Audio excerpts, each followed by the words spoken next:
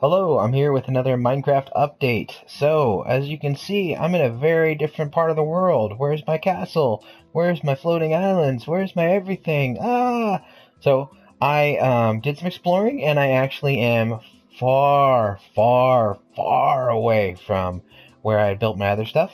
One of the things that's really, really cool about Minecraft is that the world and the way it generates blocks, it generates massive, indescribably large spaces, which is really, really cool. It means you can really have this place where you build in a world and can have really totally different regions, and have this sense of distance, which is really great. Except it creates one problem, which is, wow, gosh, how do I get to really far places in a timely way? Well, one way to do that is through traversing the nether. So the nether is essentially like the underworld in this game, and you can reach the underworld by way of a nether portal. So this is a structure that I actually built out here when I got here. It's 4 by 4 by 4 obsidian blocks, and obsidian is a kind of material that you mine once you cool down lava and then mine the results. And if you strike a piece of flint in here to create a spark, it will generate this portal. And when you step into it,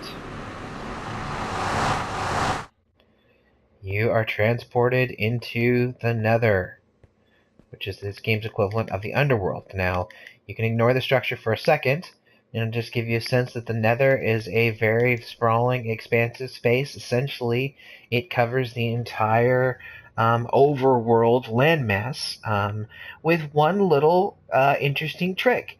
The nether is magically or otherwise compressed, so every one block you move, I'm pointing at this block here, if I was to move one block over, I've just moved the equivalent of 10 blocks over in the overworld. So that compression means that moving through the nether can be a really great way to travel.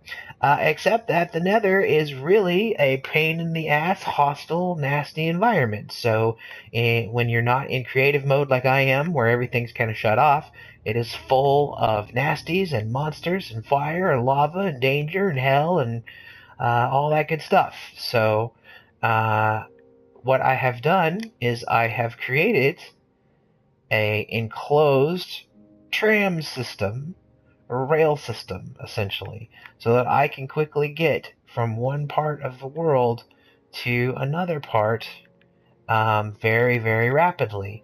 And I should say another part incredibly far away. So what I'm going to do is I'm going to move back to the entrance of this rail, and then we're going to take a ride. We're going to ride the rail that I've made. And keep in mind as I do that, I know you probably get this, but I just can't help but say one of the things about Minecraft that's fun is being creative. And so I can't help but just say again, not a single block of this existed before I built it. And so let's take a ride. Now, the reason why this rail is moving on its own, which is something I wanted to be able to do so I could get up and walk away if I needed to, is because you can actually create powered rails by doing certain things, and they will propel your cart forward on its own. So,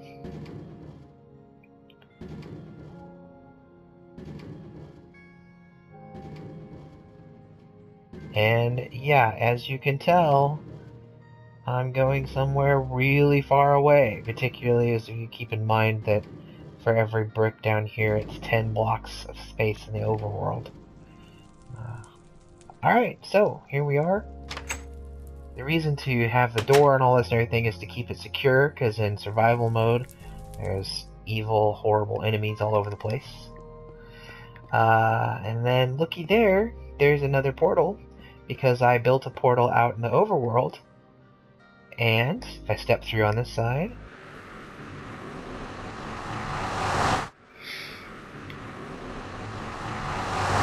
hey, looky there. What is this?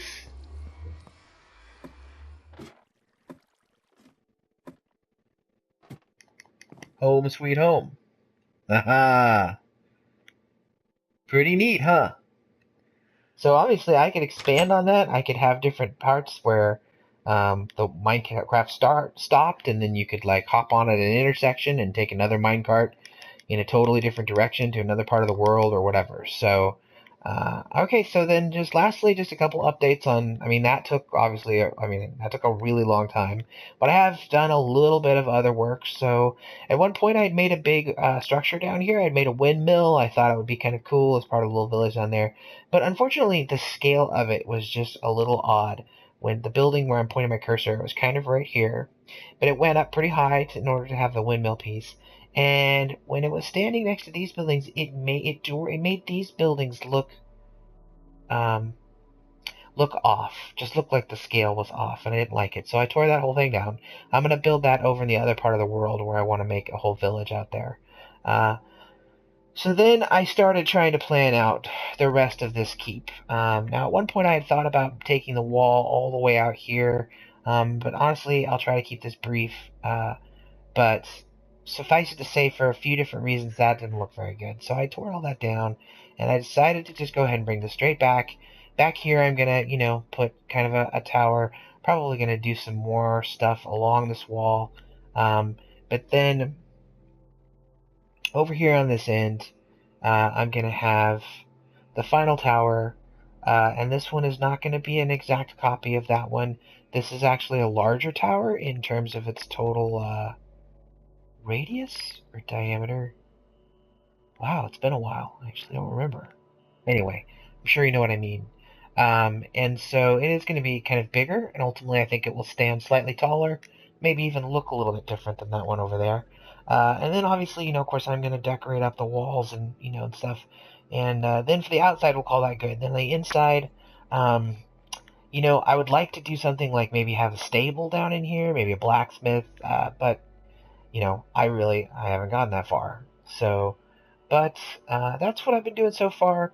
I think I said this, but over there in that other world space, ultimately what I'd like to do, that's a really nice plateau there. It's got a river running through it. I'd actually like to make a large village or town or whatever. Like, I'd just like to have a large space with a lot of buildings, a lot of structures, and just kind of do that and see how that goes.